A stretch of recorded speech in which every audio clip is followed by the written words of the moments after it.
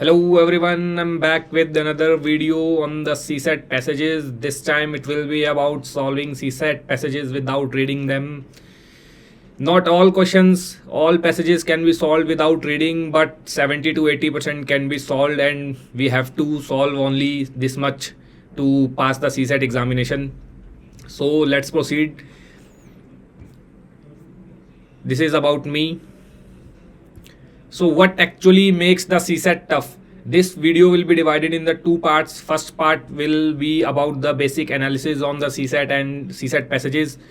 Second part will be the demonstration part on how this concept or this analysis can be applied on 2023 CSAT paper. So what makes the CSAT actually tough? There are three sections in the CSAT. First section is mathematics section. Mathematics में क्या होता है कि उसमें क्या चीज़ tough बनाती है. जैसे 2023 में एक क्वेश्चन आया था XYZ divided by which of the following, what are the divisors of this number. तो अब ऐसे क्वेश्चंस क्या होते हैं, ये रिजल्ट ओरिएंटेड होते हैं, रिजल्ट बेस्ड होते हैं. ऐसे क्वेश्चंस के अगर आपको रिजल्ट्स पहले से याद ना हो या आपने कभी नहीं देखे हो तो ऑन द स्पॉट ऐसा सोचना थोड़ा टफ हो जाता है. तो ये मुश्किल होता है ऐसे क्वेश्चंस को ऑन द स्पॉट सोचना जो रिजल्ट ओरिएंटेड होते हैं. जैसे रिमाइंडर थ्योरम है. अब रिमाइंडर थ्योरम के क्वेश्चंस आपने कभी रिमाइंडर थ्योरम नहीं पता, बाइनोमियल थ्योरम को यूज करके होता है उसमें. अगर आपने वो पहले कभी नहीं पढ़ा तो आप नहीं कर सकते उसको एग्जाम में सॉल्व. तो मैथमेटिक्स में ऐसे जो पोर्शन होता है ये पोर्शन एग्जाम को टफ बनाता है. उसी तरह लास्ट वीडियो में मैंने बताया था कि कैलकुलेशंस मोड में चले जाते हैं बच्चे. कुछ क्वेश्चंस में कैलकुलेशन जरूरत नहीं होती, कुछ में जरूरत होती है. लेकिन किस क्वेश्चन में कैलकुलेशन की जरूरत नहीं है ये पहचानना, ये भी एक अपने में टफ होता है. तो वो एक टफनेस बनाता है. और दूसरा है कि पीएनसी भी 2023 में तो पीएनसी के क्वेश्चंस काफ़ी इंक्रीज कर दिए थे यूपीएससी ने. 2024 में उसने रिट्रीव किया. लेकिन this is what makes mathematics tough. ठीक है. और अगर हम देखें इंग्लिश पैसेजेस वालों में क्या टफ होता है, उसमें मेनली जो 4 टाइप के पैसेजेस आते हैं. एक तो आता है कंक्लूजन बेस्ड, कि आपका ऑथर क्या कहना चाह रहा है, क्रक्स क्या है, मैसेज क्या है. ये सब सिंपल पैसेजेस होते हैं. ये बिना पैसेज को रीड करे भी आप इन्फ्रेंस निकाल सकते हो क्या कहना चाह रहा होगा. ठीक है. वो अभी हम आगे आएंगे आगे स्लाइड्स में कि कैसे निकालते हैं. लेकिन उसमें एक क्वेश्चन आते हैं एजम्पशन बेस्ड क्वेश्चंस. वो थोड़े से टफ होते हैं. उसमें आपको पैसेज रीड करना पड़ता है, उसमें डाउट भी आता है कि होगा या नहीं. तो वो एक पोर्शन होता है जो इंग्लिश में सीसेट को टफ बनाता है. और थर्ड पोर्शन होता है लॉजिकल रीजनिंग. लॉजिकल रीजनिंग में क्या होता है कि कुछ तरह के क्वेश्चंस होते हैं, जैसे ये ABC dash BCA dash CBA. तो अब इन डैश को फिल करना होता है. इन डैश के पे कौन कौन से अल्फ़ाबेट्स आएंगे. तो इसमें अगर आपको पहले से नहीं पता हो कि इस तरह के क्वेश्चंस में किस क्या अप्रोच लेके किया जाता है, इनको ब्लॉक्स में तोड़ना होता है, या तो 4 के ब्लॉक में तोड़ दो, 5 के ब्लॉक में तोड़ दो.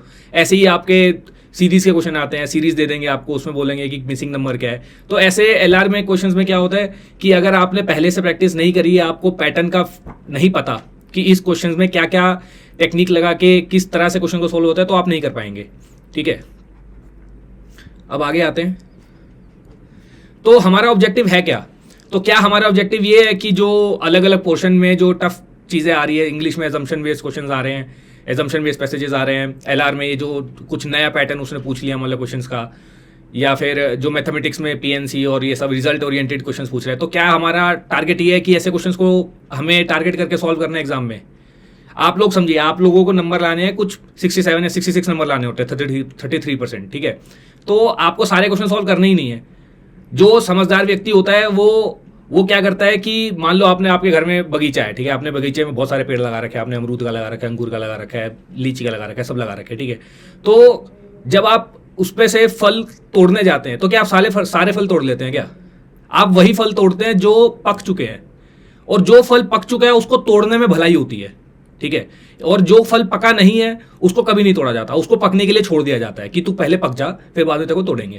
ठीक है. तो वही होता है हमारा ऑब्जेक्टिव. क्या है कि हमें तीनों सेक्शन में से जो इजी पके हुए फल है, जो राइपन्ड फ्रूट्स है, हमें उनको निकालना है, वो आइडेंटिफाई करना है. और यही प्रॉब्लम है जहां पे बच्चे आइडेंटिफाई नहीं कर पाते कि कौन सा फल पक चुका है, कौन सा तोड़ना है, कौन सा नहीं तोड़ना है. अब वो जबरदस्ती इंग्लिश में मान लो 27 क्वेश्चंस आते हैं पैसेजेस में. अब उसमें उनको है कि भाई हम तो सारे के सारे करके आएंगे, 27 के 27 करके आएंगे, हमारा मैथमेटिक्स इजी टफ लगता है, हमें LR हमें टफ लगता है तो हम वो नहीं करेंगे. तो वैसे ही फिर यूपीएससी भी आपके साथ खेलता है. जैसे 2023 में उसने किया कि अब जैसे मैं तो कभी CSAT कभी नहीं, मैं तो सीधा एग्जाम में जाके देता था. मैथमेटिक्स बैकग्राउंड था तो हमें लगता था कर लेंगे. लेकिन 23 में उसने सडनली क्या किया, मैथमेटिक्स को ठीक ठाक लेवल पे टफ कर दिया, रिजल्ट ओरिएंटेड क्वेश्चन पूछने लग गए. तो उसमें हमें भी अपनी ईगो को डाउन करना पड़ा। बेशक हम आईआईटी से हैं, बेशक हम कहीं से भी हैं, हमारा मैथमेटिक्स बैकग्राउंड ऑप्शनल है, फर्क नहीं पड़ता उस चीज से। बात यह है कि आपको ऑन द स्पॉट डिसाइड करना पड़ता है। आपको तीनों सेक्शन में जोन सा फल पका हुआ है, जोन सा फल इजी है, लो हैंगिंग फ्रूट है, उसको आपको तोड़ना आना चाहिए। ये ईगो पे नहीं लेके जाना है कि यार मैं तो डीयू का पढ़ा हूं तो मैं इंग्लिश के 27 क्वेश्चन अटेम्प्ट करके आऊंगा, या फिर मैं तो आईआईटी से पढ़ा हूं, मैं तो मैथमेटिक्स बैकग्राउंड है मेरा, मैं सारे के सारे मैथमेटिक्स करके आऊंगा। अगर ऐसे अप्रोच से जाते ना तो 2023 में इसीलिए लोग सीसेट में फेल हुए थे।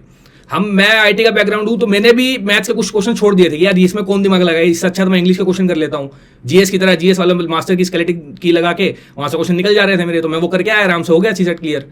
तो वो होता है कि आपको सारे एरियाज में जो लो हैंगिंग फ्रूट्स है उसको आइडेंटिफाई करना आना चाहिए। क्या होता है, मान लो 27 क्वेश्चन आ रहे हैं इंग्लिश में, तो उसमें से 15-17 क्वेश्जन ऐसे होते हैं कि वो कभी भी करवा लो, मतलब 5-10 मिनट भी नहीं लगते इन क्वेश्चन को करने में, मुश्किल से 20-30 सेकंड लगते हैं क्वेश्चन को करने में। ठीक है, आपको पैराग्राफ भी रीड करने की जरूरत नहीं होती, इतने ईजी क्वेश्चन होते हैं। उसी तरह एलआर में होते हैं 10-12 क्वेश्चन निकाल लो, मैथ्स में आपके मान लो 17-18 क्वेश्चन निकल जाते हैं। तो आपको सारे इंग्लिश के 27 नहीं करने हैं, एलआर के 25 नहीं करना है, मैथ्स के 28 नहीं करना है। ठीक है, आपको इनके हर सेक्शन में से जो आधे क्वेश्चन इजी आ रहे हैं आपको वो निकालने हैं, पके हुए फ्रूट्स निकालने हैं, उनको खा जाना है, और जो पके नहीं है फ्रूट्स उनको छोड़ देना है। ठीक है, उन लोगों के लिए जो जिनको सीसेट टफ पड़ता है। तो आपको स्मार्टली, हमारा ऑब्जेक्टिव है, हमारा ऑब्जेक्टिव ये नहीं है कि हमें अपनी ईगो मसाज करनी है कि हम तो आईआईटी के हम तो सारे क्वेश्चन करेंगे। ठीक है, तो ये आप लोगों का ऑब्जेक्टिव बिल्कुल क्लियर होना चाहिए। अब आते हैं मुद्दे की बात पे। सीसेट पैसेजेस जो है, जो मैंने ऑब्जर्व किया है, 3-4 टाइप के आते हैं। ठीक है, जो फोर्थ टाइप है एजम्पशन बेस्ड, ये वाले थोड़े टफ होते हैं, इसमें पैराग्राफ को रीड करना पड़ता है। बिना पैराग्राफ रीड करे इसमें कई बार क्वेश्चन गलत हो जाता है, मोस्टली हो जाता है, लेकिन फिर भी इसमें आधे क्वेश्चनों में तो पैसेज में तुमको पैराग्राफ पढ़ना पड़ेगा। ठीक है, एजम्पशन वालों में। लेकिन जो कंक्लूजन टाइप के होते हैं ना, जैसे वो बोल रहा है कि which of the following reflects the inference, और what is implied by the author, what he intends to say, what is conveyed by the author, what is the crux of the paragraph, what is the message of the paragraph, what is the central idea, what is the thinking of the author, and what is the action to be taken। ठीक है, तो ऐसे जो conclusion types है ना, इसमें आपको paragraph read करने की जरूरत नहीं होती। इसमें मतलब आप पढ़ो, आप 4 ऑप्शंस पढ़ो, और किस तरह से पढ़ोगे, जिस तरह से हम जीएस के अंदर लॉजिक बेस्ड एलिमिनेशन करते हैं, उसी तरह से इसमें भी लॉजिक बेस्ड एलिमिनेशन करना होता है। वो करना कैसे है वो आपको अगली स्लाइड में बताता हूं मैं। और दूसरा टाइप होता है इंप्लीकेशन बेस्ड, ये भी हो जाते हैं, सोल्यूशन बेस्ड भी हो जाते हैं, असम्पशन बेस्ड थोड़ा सा परेशान करते हैं। ठीक है, तो पैसेजेस के साथ इशू है क्या एक्चुअली में, लोग जो मान लो जो अपनी ईगो मसाज करने रखते हैं कि मैं तो सारे पैसे सॉल्व करूंगा, तो वो क्या करेंगे, पैसेज को रीड करना शुरू कर देंगे, पूरा लाइन टू लाइन सारे जितनी भी इंग्लिश छपी हुई है वहां पे सारी रीड करने शुरू कर देंगे। जरूरत ही नहीं है उसकी भाई आपको। अगर आप पहले सीधा क्वेश्चंस पढ़ लें, सीधा जो ऑप्शन दिए हैं उसको पढ़ लें, उसमें आप लॉजिक बेस्ड एलिमिनेशन कर दें कि यार ये तो बिल्कुल ही बेकार सा ऑप्शन लग रहा है। ठीक है, ये तो बिल्कुल ही स्पेसिफिक कर दिया, तो इतनी नेगेटिव कॉनोटेशन है, लिखने वाले का माइंडसेट इतना नेगेटिव हो रखा है, बिल्कुल बैलेंस्ड आंसर नहीं है ये। ठीक है, बहुत स्पेसिफिक आंसर हो गया, ब्रॉडर आंसर नहीं है ये। ठीक है, ये इसमें एक्शन ओरिएंटेड नहीं है, ये तो इम्प्रैक्टिकल आंसर है, ये प्रैक्टिकली फिजिबल ही नहीं है इसको इंप्लीमेंट करना जो ये बोल रहा है। ठीक है, या फिर सस्टेनेबल नहीं है ये सोल्यूशन तो दे रहा है, लेकिन वो सोल्यूशन सस्टेनेबल नहीं है लॉन्ग टर्म के अंदर। ठीक है, तो ये लॉजिक बेस्ड एलिमिनेशन है कि यार बेसिक लॉजिक लगाओ, आपको पैराग्राफ रीड करने की जरूरत नहीं। जो पैराग्राफ लिखने वाला है वो समाज के लिए तो पैराग्राफ लिख रहा है ना, ही इज अ राइटर, वो समाज के लिए लिख रहा है, समाज को कुछ लेसन सिखाना चाहता है कि भैया ऐसे ऐसे है, मैंने ये यहाँ पे देखा है, मेरी जो एक्सपर्टीज है मैं उसको तुमको पैसेज के थ्रू कन्वे करना चाह रहा हूँ। तो वो क्या कन्वे करना चाहेगा, वो अच्छी बात ही कन्वे करना चाहेगा, जो दुनिया में अच्छी बात है, सस्टेनेबल सोल्यूशन होना चाहिए, इंप्लीमेंटेबल सोल्यूशन हो, प्रैक्टिकल सोल्यूशन हो, लॉजिकल सोल्यूशन हो।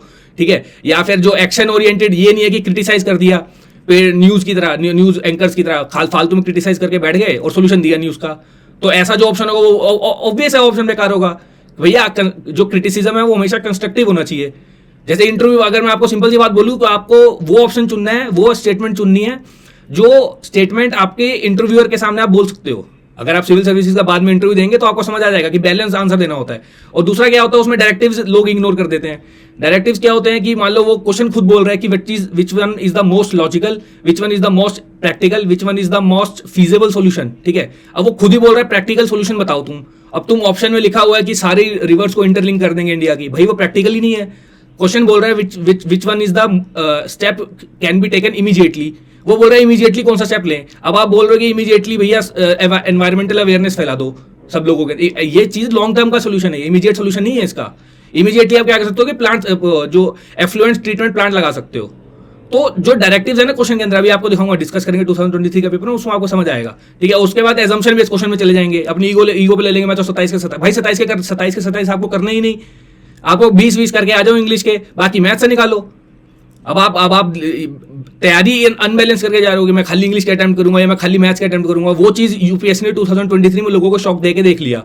जो स्मार्ट लोग थे वो तो जैसे तैसे करके बच के निकल गए, लेकिन जो जो ज्यादा ओवर स्मार्ट थे ना, जो स्मार्ट थे वो बच के निकल गए। जो ओवर स्मार्ट थे कि हम तो खाली इंग्लिश ही करेंगे, हम तो अपनी ईगो मसाज करेंगे, वो पहले गए थे। ठीक है, अब दूसरा है कि लेंथ ऑफ द स्टिक, भाई पैसेज इतना लंबा दे रखा है, वो सारा तुम पढ़ने लगोगे, टाइम वेस्ट हो जाएगा तुम्हारा। और दूसरा अब इसमें क्या है, अब जो प्रॉब्लम है तो भाई सोल्यूशन भी हो गई। ऐसा तो होता नहीं खाली प्रॉब्लम थोड़ी होती है सोसाइटी के अंदर, सोल्यूशन भी होता है। सोल्यूशन क्या है कि इसमें एलिमिनेशन फॉर्मेट जनरली लग जाता है। वो मान लो अगर उसने दे रहा है कि which of the following is the solution for financialisation of house hold, ठीक है, तो वो फॉर्मेट ऐसा होगा 1 2 2 3 1 3 1 2 3। अब इसमें अगर आपने कोई भी एक ऑप्शन हटा दिया तो एलिमिनेशन फॉर्मेट होता है उसके अंदर, जनरली ऐसे निकल जाता है। नहीं तो फिर आप क्या करो, आप कंक्लूजन बेस्ड वाले पैसेज को पकड़ो, इंप्लीकेशन वाले को पकड़ो, सॉल्यूशन वाले को पकड़ो, एजम्पशन वाले को थोड़ा सा बाद में करो, उसको होल्ड पे रखो कि यार इसको बाद में देखेंगे। बिल्कुल क्राइसिस सिचुएशन आ गई तब तो अटेम्प्ट करना पड़ेगा, लेकिन जनरली अटेम्प्ट नहीं करूंगा मैं इसको। ठीक है, अब आगे आते हैं। अब क्या, अब देखते हैं पैसेज गाइडलाइंस क्या है। पैसेज गाइडलाइंस जनरली जो मेरी ऑब्जर्वेशन है ये, ठीक है, मैं तो सीसेट के पेपर को जीएस के पेपर की तरह मानता हूँ, जीएस के पेपर को सीसेट की तरह मानता हूँ। मैं तो भेदभाव करता ही नहीं। सीसेट के पेपर में मैं सीसेट, जीएस के पेपर में सीसेट वाले लॉजिक लगा रहा होता हूँ और सीसेट के पेपर में जीएस वाले लॉजिक लगा रहा होता हूँ। तो वो जो मेरी ऑब्जर्वेशन है, जो मैंने इंटरव्यू दिए हैं, कैसे बातें, जो अच्छी अच्छी बातें होती है समाज की, क्या क्या स्टेटमेंट्स, किस तरह के स्टेटमेंट सही होते हैं, ये सारे ऑब्जर्वेशन बेसिस पे है मेरा। ठीक है, तो इसमें क्या होता है, जो मैंने आपको पहले भी समझाया था मास्टर की के अंदर, ब्रॉडर वर्सेस स्पेसिफिक। जो स्टेटमेंट ब्रॉडर होगा, जो ऑल एनकम्पासिंग स्टेटमेंट होगा, जैसे प्रिंसिपल ऑफ नेचुरल जस्टिस, भाई वो अपने में इतना बड़ा स्टेटमेंट है। ठीक है, तो ऐसा जो ऑल एनकम्पासिंग स्टेटमेंट होगा, आपको हमेशा उसको चुनना है। जो स्पेसिफिक ऑप्शन होगा, मान लो सोल्यूशन बता रहे हैं कि मान लो कॉर्पोरेट प्रैक्टिसेस हो रही है, उसमें करप्शन आ रहा है, कुछ हो रहा है, तो उसका सोल्यूशन क्या होगा, जो ब्रॉडर आंसर होगा ना कि यार भाई ट्रस्ट डेवलप करो या फिर अवेयरनेस फैलाओ या फिर कुछ, जो ब्रॉडर आंसर होगा, जो बिल्कुल स्पेसिफिक कर रहा है कि एम्प्लॉयज के ऊपर वर्किंग आवर्स का कंट्रोल कर दो या फिर उनके क्या नाम है, उनके सिटिंग आवर्स कर दो, उनकी सैलरी को कर दो, ये स्पेसिफिक आंसर्स हैं। जो ब्रॉडर आंसर होगा जनरली आंसर वो होता है, आपको दिखाएंगे ऑप्शन 2023 का पेपर करेंगे, उसमें आपको समझ आएगा। दूसरा है ओपन एंडेड वर्सेस बाइनरी, ये भी मैंने समझाया था क्या होता है। बाइनरी में क्या होता है, जो बिल्कुल ही बाइनरी स्टेटमेंट है, या तो यस है या नो है, या तो दो ही पॉसिबिलिटीज है। ओपन एंडेड में क्या होता है, मैक्सिमम पॉसिबिलिटीज होती है, ज्यादा पॉसिबिलिटीज होती है, दो नहीं होती, तो वो आंसर जनरली सही होता है। और एक एक्शन ओरिएंटेड में क्या है कि भैया आपने क्रिटिसाइज तो कर दिया। ऑर्गेनिक फार्मिंग मान लो आपने बोला कि यार ऑर्गेनिक फार्मिंग में ये प्रॉब्लम है, उसमें ये ईल्ड अच्छी नहीं आती, उसमें दिखने में अच्छा नहीं होता, एस्थेटिकली वो उतना अच्छा नहीं है, तो भैया क्रिटिसाइज तो दुनिया करती है, लेकिन कोई भी पैसेज लिखने वाला वो खाली क्रिटिसाइज नहीं करेगा, वो हमेशा पैसेज के एंड में सॉल्यूशन हमेशा देगा। इसलिए ऐसे में भी आप जब आप लिखते हो आपको हमेशा यही बोला जाता है कि ये आंसर भी लिखते हो, लिखने वाला कभी भी क्रिटिसाइज नहीं करेगा, उसका काम है कि सॉल्यूशन भी प्रोवाइड करना है उसको। ठीक है, तो जो ऑप्शन एक्शन ओरिएंटेड हो वो जनरली करेक्ट होता है। अब पॉजिटिव आउटलुक होना चाहिए उसका, ये नहीं कि उसने उस बस जो पैसेज जो स्टेटमेंट है जो जिसमें नेगेटिव आउटलुक है, सिर्फ क्रिटिसाइज ही कर रहा है, ठीक है यार ये दुनिया में ये बहुत गलत हो रहा है, ऐसे गलत हो रहा है, वो गलत होगा। जो पॉजिटिव आउटलुक है कि दुनिया के बारे में अच्छा सोच रहा है कि अच्छा कल को हम क्लाइमेट चेंज को रिड्यूस कर लेंगे, हमें लोगों को इकट्ठा करना होगा, टेक्नोलॉजी को भी लाना होगा, जो चीजें बैलेंस हो, जो पॉजिटिव आउटलुक दे रहा हो। ठीक है, और lessons to learn in future, मतलब ऐसे स्टेटमेंट्स जो मॉरल साइंस के हिसाब से आप आगे वाली फ्यूचर जनरेशन को सिखाना चाहते हैं। आप क्या सिखाना चाहते हैं, मतलब कॉर्पोरेट गवर्नेंस में कुछ स्कैम हुए या कुछ हुआ, ठीक है, एनवायरमेंट रिलेटेड कुछ प्रॉब्लम चल रही है मार्केट में, ठीक है, तो उससे रिलेटेड इवेंचुअली जो पैराग्राफ है आपको क्या सिखाना चाह रहा है, भाई वो ये सिखाना चाह रहा है कि आगे वाली जनरेशन जो है वो गुड कॉर्पोरेट गवर्नेंस प्रैक्टिसेस को फॉलो करें। जो आगे वाली जनरेशन है उसमें गवर्नमेंट और पीपल उन सबका एक साथ मिलकर कोऑर्डिनेशन आएगा, ठीक है, एनवायरमेंटल प्रॉब्लम्स के लिए। तो वो एक आगे की जनरेशन के लिए आप कुछ लेसन्स देके जा रहे हो ना कि ये चीजें फॉलो करो, ये करो, है ना। तो lessons to learn for the future, ये सब भी आपको मैं जनरली बता रहा हूँ, एक बार क्वेश्चंस के थ्रू करेंगे आपको और क्लैरिटी आएगा। फिजिबल एंड इंप्लीमेंटेबल, सोल्यूशन तो आपने बता दिया लेकिन वो इंप्लीमेंटेबल सोल्यूशन नहीं है। भैया सारे रिवर्स को इंटरलिंक कर दो, ये पॉसिबल है क्या भाई, इतनी सारी रिवर है, पैसा कितना लग जाएगा उसमें, सोचो। तो ऐसे इंप्लीमेंटेबल सोल्यूशन होने चाहिए, फीजिबल सोल्यूशन होने चाहिए, और सोल्यूशन सस्टेनेबल होना चाहिए। ये नहीं कि भैया ऐसा कर दो, भाई दुनिया भर का पैसा खर्च दिया एक ही बारी में और बाद में पैसों के लिए परेशान हो रहे हो। तो मोटा मोटी गाइडलाइंस क्या है, रिवाइज कर लेते हैं। ब्रॉडर गाइडलाइंस होनी चाहिए, ऑल एनकम्पासिंग गाइडलाइंस होनी चाहिए। दूसरा है ओपन एंडेड होनी चाहिए स्टेटमेंट। तीसरा है कि जो स्टेटमेंट है वो एक्शन ओरिएंटेड होना चाहिए, उसमें कोई सोल्यूशन बताया गया हो कि ऐसा करो जाके तब सॉल्व होगा। प्रॉब्लम तो बता दी लेकिन लास्ट में ये करो। पॉजिटिव आउटलुक होना चाहिए, कोई मॉरल साइंस का कोई एक लेसन होना चाहिए that is to be learn for the future generation. Feasible solution होना चाहिए। अब जनरल में अगर आपको बोलूं, जनरल ये है कि ऐसी देखो वर्ड जो आपको स्टेटमेंट है ना, वो ऐसी स्टेटमेंट होनी चाहिए कि आप इंटरव्यू बोर्ड के सामने उस स्टेटमेंट को बोल सको, ठीक है, इंटरव्यू बोर्ड के सामने, सिविल सर्विसेज इंटरव्यू बोर्ड के सामने आप कैसा स्टेटमेंट बोलोगे जो स्टेटमेंट बैलेंस हो अपने में, जो कंट्रोवर्शियल स्टेटमेंट ना हो, जो क्या नाम है सारे जितने भी पर्सपेक्टिव्स हैं, जितने भी डिफरेंट ओपिनियन उन सबको इनकॉर्पोरेट करके बोल रहे हो, लास्ट में सॉल्यूशन भी प्रोवाइड कर रहे हो, क्रिटिसाइज कर रहे हो, तो ठीक है यही सब तो बोलोगे ना। ऐसे कोई रैंडम चाय के टपरे वाला स्टेटमेंट तो बोल नहीं सकते आप बोर्ड के आगे। तो बस आपको ये सोचना है कि जो उनसा भी चारों स्टेटमेंट में आप वो पैसेज दिया हुआ कि which of the following is the crux of the passage, ठीक है। अब आपने चार ऑप्शंस पढ़े, चारों ऑप्शंस में आपने देखा कि यार ये वाला ऑप्शन ऐसा है कि यार इसको तो मैं इंटरव्यू बोर्ड के आगे बोल सकता हूँ, ये तो सबसे बैलेंस ऑप्शन है, ये तो सबसे अच्छा ऑप्शन है, ठीक है। क्रिटिसाइज भी किया, सोल्यूशन भी दिया, सारे व्यू पॉइंट्स को भी लिया, कोई एक्सट्रीम ऑप्शन नहीं है, ये नहीं खाली फैक्ट्स की बात कर रहा है, मतलब एक अच्छा सा स्टेटमेंट, वर्ड्स वो जो है वर्ड्स ऑफ विजडम होना चाहिए उस स्टेटमेंट में, इतनी विजडम भरी होनी चाहिए कि बंदे को देखते ही लग जाए कि भैया ये तो गदगद हो गया, ठीक है। और अगर मान लो फिर भी आपको प्रॉब्लम आ रहा है कि यार आपको समझ नहीं आ रहा, दो ऑप्शन में आप कंफ्यूज हो गए हो, ये चुनूं या वो चुनूं,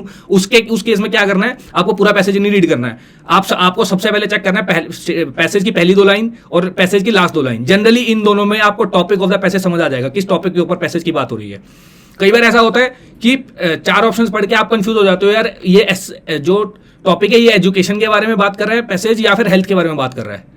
तो फिर आपको समझ आ जाएगा कि डोमिनेंट थीम इसकी क्या होगी अगर आप पहली 2 लाइंस पढ़ लोगे, लास्ट 2 लाइंस पढ़ लोगे, ठीक है। ये मोटा मोटी गाइडलाइंस है। रॉन्ग गाइडलाइंस भी देख लेते हैं। रॉन्ग ऑप्शंस की गाइडलाइंस क्या होती है, सिंपल सा है, उसी का नेगेटिव है, जिसमें फैक्ट्स भरे पड़े हो, जो स्पेसिफिक हो रहा हो, बहुत ज्यादा ब्रॉडर ना हो, जिसमें एक्सट्रीमनेस की बात हो रही है, या तो यही सोल्यूशन होगा, ये गलत होगा, ठीक है, नॉन इंप्लीमेंटेबल सोल्यूशन हो, नॉन सस्टेनेबल सोल्यूशन हो, ठीक है, वो रॉन्ग ऑप्शंस होते हैं। तो ये रही ज्ञान की बात है।